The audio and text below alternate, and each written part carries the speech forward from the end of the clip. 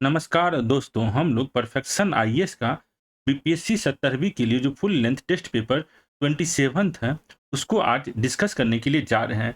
इस test paper के पहले 37 क्वेश्चन को हम लोग प्रीवियस वीडियो में डिस्कस कर चुके हैं, जिसका लिंक आपको प्लेलिस्ट में मिल जाएगा। अभी हम लोग इस टेस्ट पेपर के जो बचे हुए क्वेश्चन हैं, उसको डिस्कस करने के लिए जा रहे हैं। तो चलिए स्टार्ट करते हैं डिस्कशन क्वेश्चन नंबर 38 से। क्वेश्चन स्टार्ट करने से पहले ये डिस्क्लेमर आप देख लीजिएगा। क्वेश्चन 38 जो है यह कह रहा है बायो रेमिडिएशन के संबंध में भूजल ऑक्सीजन सांद्रता को बढ़ाने के लिए जल स्तर के नीचे दबाव में हवा को इंजेक्ट करने की प्रक्रिया जो जैव अपघटन की प्रक्रिया को बढ़ाता है उसे इस रूप में जाना जाता है। याद रखिएगा, बायो डिग्रेडेशन की जो प्रोसेस है, जिस प्रोसेस में हम लोग क्या करते हैं, ऑक्सीजन की क्वांटिटी को बढ़ाते हैं ताकि जो माइक्रो ऑर्गेनिज्म है उसका कंसंट्रेशन बढ़ सके। यह जो प्रोसेस, इसको क्या कहते हैं, बायो एस्पेरेजिंग। क्या कहते हैं? बायो एस्पेरेजिंग। याद रखिएगा, इसका आंसर क्या रहेगा? Option B. उसके बाद माइक्रो राइजा एक सहजीवी संबंध है, तो mycorrhiza is a symbiotic association between. तो माइक्रोराइजा किसके बीच में सिम्बियोटिक एसोसिएशन है? तो ये प्लांट और फंगी के बीच में एक सिम्बियोटिक एसोसिएशन है, जिसमें प्लांट और फंगी दोनों को बेनिफिट होता है। तो इसका आंसर क्या हो जाएगा? ऑप्शन ए हो जाएगा। उसके बाद है which one of the following agencies are interested with the task of preparing people's biodiversity register. तो निम्नलिखित में से किस एजेंसी को भारत में स्थानीय लोगों के परामर्श से पीपल्स बायोडायवर्सिटी रजिस्टर तैयार करने का कार्य सौंपा गया है? यह जो एजेंसी है, इस एजेंसी को कहते हैं जैव विविधता प्रबंधन समितियां, बायोडायवर्सिटी मैनेजमेंट कमिटी। उसके बाद हाल ही में भारतीय खाद्य सुरक्षा और मानक प्राधिकरण ने खाद्य व्यवसाय संचालकों को दिए जाने वाले अपने निर्देश को वापस ले लिया कि वो अपने दूध और दूध उत्पादों को निम्नलिखित नामों से न बेचे। तो यह कौन सा था निर्देश? A1 और A2। A1 और A2 दो अलग अलग किस्म के गायों को लिए यूज होने वाला शब्द है। A1 एक स्पेसिफिक गाय का यूज था और A2 एक स्पेसिफिक गाय के लिए यूज होता था। तो यह जो निर्देश है FSSAI ने वापस लिया। तो याद रखिएगा, A1 और A2 मार्किंग जो दूध की पैकेट पर होता था उसके लिए है। उसके लिए है डार्क ऑक्सीजन, वह ऑक्सीजन है जो प्रकाश संश्लेषण की प्रक्रिया के बिना उत्पन्न होती है। अध्ययन के अनुसार यह समुद्र तल पर मौजूद धातु पिंडों द्वारा उत्पन्न होती है। हाल ही में वैज्ञानिक ने डार्क ऑक्सीजन की खोज कहाँ की है? तो हाल ही में ऑक्सीजन, ये जो डार्क ऑक्सीजन है, यह पैसिफिक ओशियन में खोज किया गया, जहां पर जो मिनरल्स है वहां से ऑक्सीजन निकल रहा है। जनरली ऑक्सीजन फोटोसिंथेसिस क्रिया से निकलता है, लेकिन साइंटिस्ट ने पता किया है जो एक जगह जो है मिनरल से ऑटोमेटिक ऑक्सीजन निकल रहा है। तो वो जगह कहाँ है? तो प्रशांत महासागर। अगला है, हाल ही में किसने 2025 को क्वांटम विज्ञान और प्रौद्योगिकी का अंतर्राष्ट्रीय वर्ष घोषित किया है? तो क्वांटम विज्ञान को, जो क्वांटम साइंस एंड टेक्नोलॉजी को international year of quantum science and technology के रूप में 2025 को घोषित किया है। यह घोषणा करने वाले कौन है? तो यूएन है, यूनाइटेड नेशन है। तो इसमें आंसर क्या हो जाएगा? ऑप्शन डी हो जाएगा। उसके बाद है रोम और रैम के बीच मुख्य अंतर क्या है? तो रोम क्या है आपको? रीड ओनली मेमोरी, और रैम क्या है? Random access memory. तो रोम जो है इसका क्या होता है?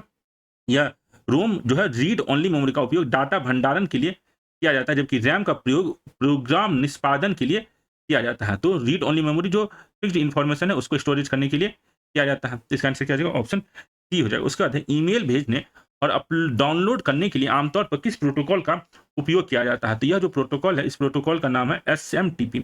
इस प्रोटोकॉल का क्या नाम है? SMTP प्रोटोकॉल का जनरली यूज किया जाता है। उसके बाद निम्नलिखित में से कौन सी नदी भारत और पाकिस्तान के बीच एक प्राकृतिक सीमा बनाती है? तो भारत और पाकिस्तान के बीच जो प्राकृतिक सीमा बनाती है वह है रावी नदी। याद रखिएगा कौन सा नदी है? तो रावी नदी है। निम्नलिखित में से कौन सा देश एजियन सागर पर विवाद के लिए अक्सर खबरों में रहता है? तो एजियन सागर जो है आपको बाउंड्री बनता है किस दो कंट्री के बीच में? तो इटली और तुर्की के बीच में। याद रखिएगा कौन सा दो कंट्री है एजियन सागर बाउंड्री शेयर करता है? तो यह है आपको तुर्की और ग्रीस। ये कौन सा है? इटली और तुर्की नहीं, यह है तुर्की और ग्रीस के बीच में है। इसे एजियन सागर, तुर्की और ग्रीस। इसका आंसर क्या हो जाएगा? ऑप्शन डी हो जाएगा। उसके बाद है निम्नलिखित में से कौन सा पृथ्वी के आंतरिक भागों के बारे में जानकारी का प्रत्यक्ष स्रोत है? तो पृथ्वी के आंतरिक भागों को जानने का दो स्रोत है, एक है डायरेक्ट सोर्स, एक है इनडायरेक्ट सोर्स। यहाँ पर पूछा है डायरेक्ट सोर्स कौन सा है? तो डायरेक्ट सोर्स जो है आपको खनन जो है, यह आपको एक डायरेक्ट सोर्स है। उसके अलावा आपको वॉल्केनिक इरप्शन जो होता है, वॉल्केनिक इरप्शन में जो पृथ्वी के अंदर से निकलता है उसको देखकर हम पता कर सकते हैं धरती में अंदर में क्या। भूकंपीय तरंग और उल्कापिंड जो है ये इनडायरेक्ट सोर्स है। तो याद रखिएगा 1 और 4 आपका डायरेक्ट सोर्स है, 2 और 3 जो है इनडायरेक्ट सोर्स है। तो इसमें पूछा डायरेक्ट सोर्स, तो आंसर क्या हो जाएगा? ऑप्शन ए हो जाएगा। उसके बाद है यह एक बहुत ही कम बादल है, समान रूप से ग्रे और मोटा कोहरे की तरह दिखाई देता है। यह हल्की बूंदाबांदी के साथ सुस्त मौसम लाता है। यह विमान की दृश्यता को कम करता है और इस प्रकार एक खतरा उत्पन्न करता है। तो यह जो है एक लो क्लाउड है। क्लाउड को हम लोग 3 टाइप से बांटते हैं, एक है हाई क्लाउड, लो मीडियम क्लाउड और लो क्लाउड। यहाँ पर कह रहा है लो क्लाउड है। तो यहाँ देखिए जो सीरस क्लाउड है इसको हम लोग पछाव क्लाउड जो है ये एक हाई क्लाउड में आता है, याद रखिएगा। यहाँ लो क्लाउड है तो सीरस क्लाउड नहीं होगा। Uniformly grey thick which appears like a low ceiling, तो लो सीलिंग एक परत के समान है। तो परतदार जो क्लाउड होता है वो आपको कौन सा होता है, स्टेटस, जो एक स्टेटस की तरह होता है वो है स्टेटस क्लाउड। वही अगर परत की बातें नहीं होता, देखिए स्टेटस क्लाउड और क्यूमुलस क्लाउड यह आप दोनों को लो क्लाउड है। मीडियम क्लाउड में आता है अल्टो स्टेटस, अल्टो क्यूमुलस। तो अल्टो अगर शब्द यूज होगा तो मीडियम होगा, सीरस शब्द यूज होगा तो हाई क्लाउड होगा। अब ये तीनों जो क्लाउड है आपको लो क्लाउड है, इसमें स्टेटस क्लाउड का जो स्ट्रक्चर होता है वो लो सीलिंग की तरह होता है। तो यहाँ पर आंसर क्या आ जाएगा आपको, स्टेटस क्लाउड, स्तरीय बादल। अगला है xerophytes are predominantly most likely to be found in which of the following type. तो जेरोफाइट जो है एक ऐसे प्लांट को कहते हैं जो आपको ड्राई डेजर्ट क्लाइमेट, शुष्क रेगिस्तानी जलवायु में पाया जाता है, याद रखिएगा जेरो। अगला क्वेश्चन है भारत के भूवैज्ञानिक इतिहास के संदर्भ में निम्नलिखित चट्टानों प्रणालियों पर विचार करें। तो भारत का सबसे पुराना चट्टान कौन सा है, तो याद रखिएगा आर्कियन चट्टान जो है आपको सबसे पुराना चट्टान प्रणाली है। आर्कियन के बाद आता है आपको धारवाड़ चट्टान, याद रखिएगा। उसके बाद आता है कुडप्पा की चट्टान और आखिरी में है आपको या विंध्यन की चट्टानें। इसको अगर हम लोग अरेंज करेंगे तो कौन सा हो जाएगा, यहाँ पर हो जाएगा आपको डी। तो आर्कियन, धारवाड़, कुडप्पा और उसके बाद विंध्यन श्रेणी की चट्टानें आती है। उसके बाद है भारत के निम्नलिखित पड़ोसी देशों पर विचार करें। ऊपर दिए गए देशों को भारत के साथ उसकी सीमा की लंबाई का अवरोही क्रम में व्यवस्थित करें। तो यह कौन सा है, आपको सबसे ज्यादा सीमा जो है भारत बांग्लादेश के साथ शेयर करता है। उसके बाद आपको जो है बचपन, यह ट्रिक होता है याद करने का, बचपन में भूली आप लोग भी याद रखिएगा। भारत का बाउंड्री पड़ोसी देश के साथ कैसे शेयर होता है, तो सबसे पहला है बांग्लादेश, उसके बाद है च से चाइना, प से है पाकिस्तान, न से है नेपाल, म से है आपको कौन सा, म से बचपन, सिक्किम, बहुत से तो हो गया आपको भूटान और म्यांमार। म से जो है आपको म्यांमार और लॉ से जो है आपको क्या, अफगानिस्तान। लॉ जो है आपको डिफरेंट फॉर्म में ओ है, देख सकते हैं। तो याद रख सकते हैं बचपन में भूल, इसमें सबसे पहले जो है आपको कौन सा है, बॉ है। बॉ में से भारत आपको सबसे ज्यादा बाउंड्री शेयर करता है। तो पहला क्या हो जाएगा, बांग्लादेश, उसके बाद चाइना, उसके बाद पाकिस्तान और उसके बाद नेपाल। तो 3142 आंसर क्या हो जाएगा, ऑप्शन ए हो जाएगा। ठीक है, उसका भारत में पाई जाने वाली मिट्टी के प्रकार के बारे में निम्नलिखित कथनों पर विचार करें। इस मिट्टी का रंग टाइटेनीफेरस मैग्नेटाइट की उपस्थिति के कारण है। इसका निर्माण दक्कन के पठार में जलवायु ज्वालामुखी गतिविधियों के द्वारा बड़े क्षेत्रों में फैले लावा के जमने के कारण हुआ है। स्वशुद्धताई इस मिट्टी का एक उल्लेखनीय विशेषता है। यह कौन प्रकार की मिट्टी है, तो ये इस मिट्टी को हम लोग कहते हैं ब्लैक सॉइल, काली मिट्टी को ही सेल्फ फ्लाइंग मिट्टी, रेगूर की मिट्टी कहते हैं। इसमें जो है कॉटन का जो है उत्पादन सबसे अच्छा होता है। इसका आंसर क्या हो जाएगा, 53 का बी हो जाएगा। उसके बाद है जनसंख्या की नकारात्मक वृद्धि के बारे में निम्नलिखित कथनों पर विचार करिए। यदि दो समय बिंदुओं की भी जनसंख्या में वृद्धि होती है तो उसे जनसंख्या की नकारात्मक वृद्धि के रूप में जाना जाता है। तो यह गलत है। अगर जनसंख्या में वृद्धि नहीं कमी होती है तब उसको हम लोग नकारात्मक वृद्धि कहते हैं, तो यह गलत है। यह तब होता है जब जन्म दर मृत्यु दर से कम हो जाता है और यह लोग दूसरे देशों में चले जाते हैं। तो यह दोनों पॉइंट सही। नकारात्मक वृद्धि कब होता है, जब जन्म दर कम होता है, मृत्यु दर ज्यादा होता है। तो ये पहला पॉइंट गलत है, दूसरा पॉइंट सही है। इसका आंसर क्या आ जाएगा, ऑप्शन बी हो जाएगा। उसके बाद है खेती की एक विधि जिसमें जमीन के एक हिस्से पर कुछ वर्षों तक अवधि तक खेती की जाती है जब तक कि मिट्टी आंशिक रूप से समाप्त नहीं हो जाती या खरपतवारों से भर नहीं जाता। उसके बाद भूमि को प्राकृतिक वनस्पति के लिए छोड़ दिया जाता है, जबकि खेती कहीं और की जाती है। समय के साथ जब प्राकृतिक रूप से उस भूमि की उर्वरता पुनः आ जाती है तो भूमि के मूल हिस्से पर फिर से खेती की जाती है। उपयुक्त पैराग्राफ में निम्नलिखित में से किसका वर्णन किया गया है, तो इस प्रकार का जो खेती है उसको हम लोग शिफ्टिंग कल्टीवेशन या स्थानांतरित खेती कहते हैं। तो यह याद रखिएगा। उसका निम्नलिखित में से कौन सा कारक मुद्रा गुणक के मूल्य को प्रभावित करता है, तो यह जो है आपको इकोनॉमिक्स का है वैल्यू ऑफ मनी जो मल्टीप्लायर है उसको कौन इंपैक्ट करता है। तो बैंक जो मनी मल्टीप्लायर का काम करता है, तो बैंक की मनी मल्टीप्लाइंग कैपेसिटी को कौन इंपैक्ट करता है, तो एसएलआर, सीआरआर और करेंसी डिपॉजिट रेशियो जो है यह आपको कंट्रोल करता है। तो याद रखिएगा वैधानिक तरलता अनुपात, नगद आरक्षित अनुपात और जनता का मुद्रा जमा अनुपात, यह तीनों जो फैक्टर है यह आपको बैंक के मनी मल्टीप्लाइंग कैपेसिटी को इंपैक्ट करता है। तो इसका आंसर क्या रहेगा, ऑप्शन डी हो जाएगा। उसके बाद यह वह परिदृश्य है जहां मुद्रास्फीति की दर कम हो जाती है जिसके परिणाम स्वरूप कीमतों में धीमी दर से वृद्धि होती है। दिए गए कथन से नीचे दिए गए शब्द की पहचान करें। तो यह कह रहा है it is scenario where inflation rate decelerate, inflation rate आपको कम हुआ है, resulting the growth of price at a slower rate. तो यह जो है आपको अगर इन्फ्लेशन रेट कम हुआ तो इसको हम लोग क्या कहते हैं, डिस इन्फ्लेशन कहते हैं। अगर इन्फ्लेशन नहीं है, आपको प्राइस घटने लगा है, प्राइस आपको जो है मान लीजिए पहले 10 रुपया था, अब प्राइस कितना हुआ है, अब आपको प्राइस ₹5 आ गया, तब इसको हम लोग क्या कहेंगे, डिफ्लेशन कहेंगे। लेकिन अगर प्राइस जो है ₹10 है, यह अब ₹11 हो रहा है, तो यह क्या होगा, आपको इन्फ्लेशन होगा। लेकिन अब अगर इन्फ्लेशन का रेट कम है, इन्फ्लेशन कम रेट से हो रहा है, तो उसको हम लोग डिसइन्फ्लेशन कहेंगे। तो ये इसमें यहाँ पूछा, इन्फ्लेशन रेट अभी भी इन्फ्लेशन है, लेकिन इन्फ्लेशन का रेट कम है, इसको हम लोग क्या कहेंगे, डिसइन्फ्लेशन। ऑप्शन बी इसका आंसर हो जाएगा, याद रखिएगा। अब अब स्फीति इसको कहेंगे।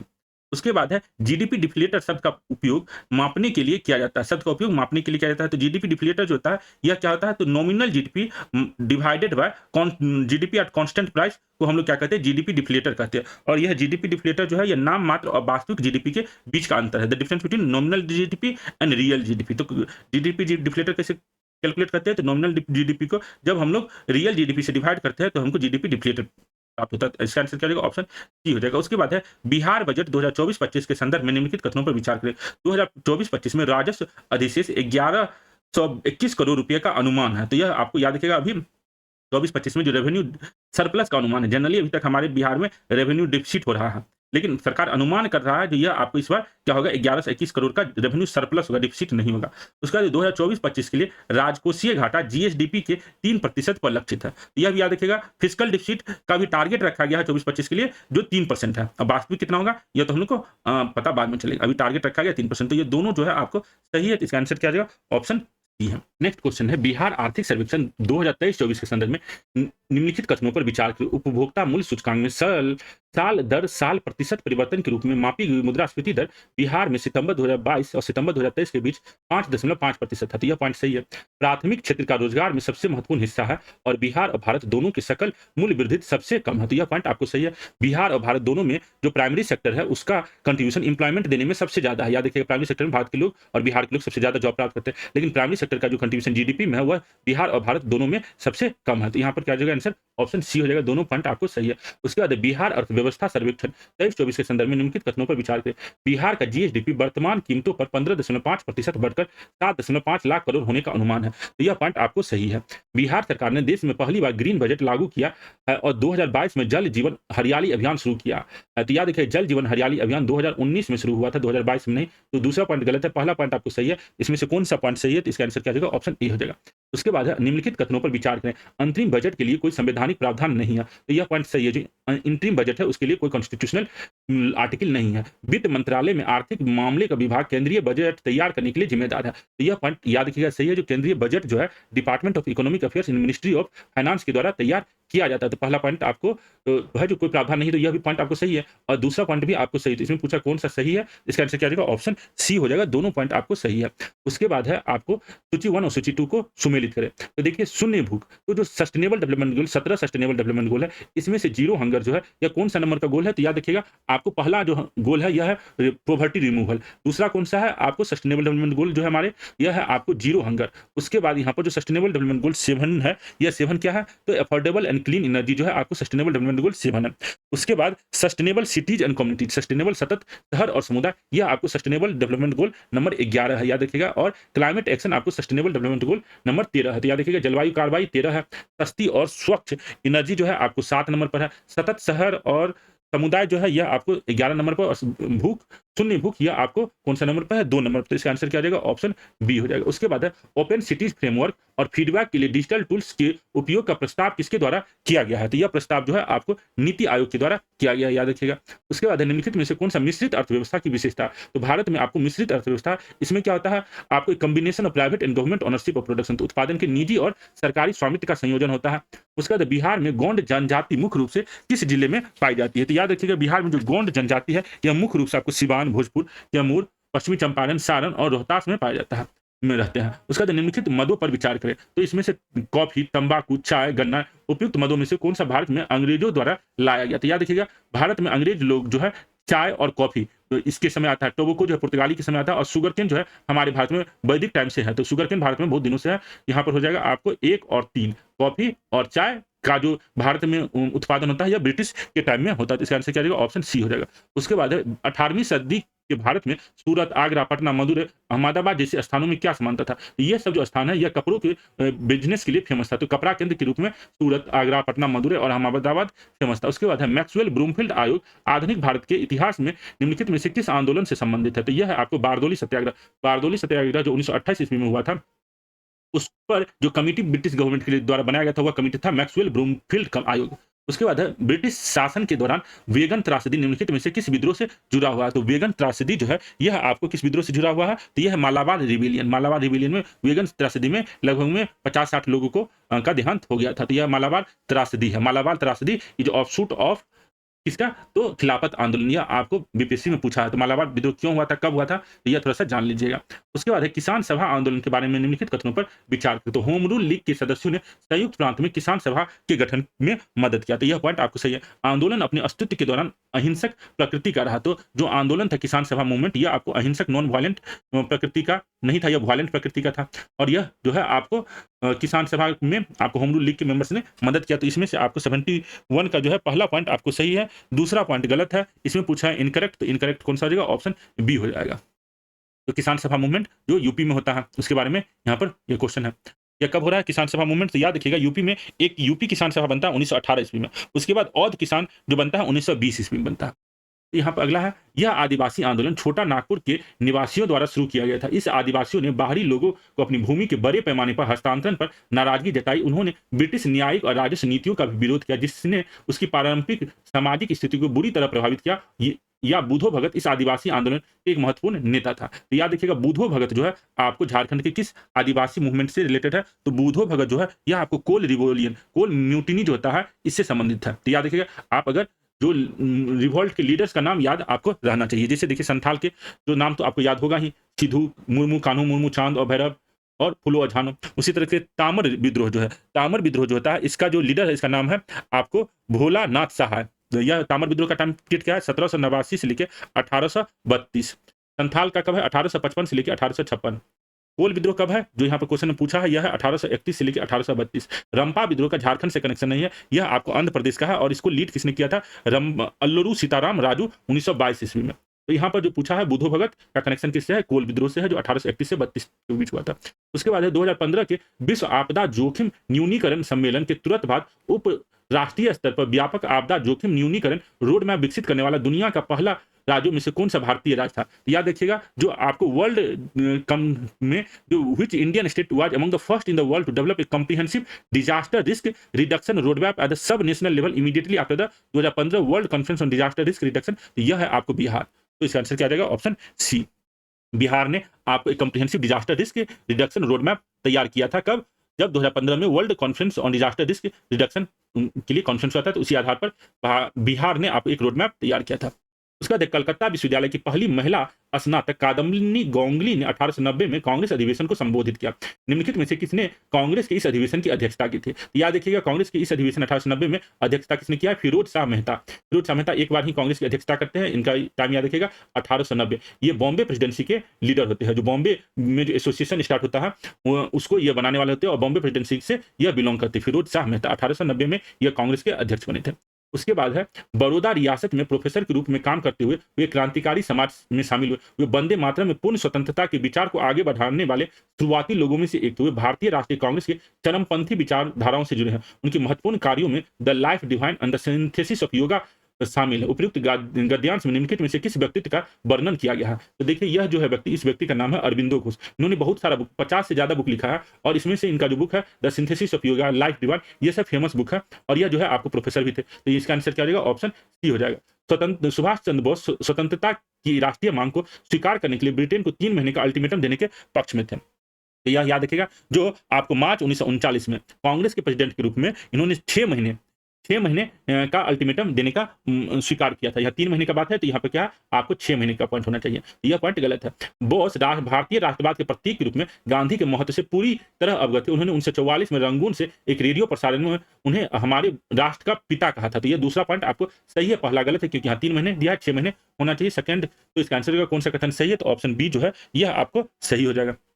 उसके बाद है भारत के इतिहास में निम्नलिखित घटनाओं पर विचार किया। तो लॉर्ड हार्डिंग पर बम फेंका गया। तो लॉर्ड हार्डिंग पर दिसंबर 1912 में बम फेंका जाता है दिल्ली में। याद रखिएगा कब फेंका गया है, दिल्ली में दिसंबर 1912 1912 में। गदर पार्टी का गठन जो है 1913 में होता है।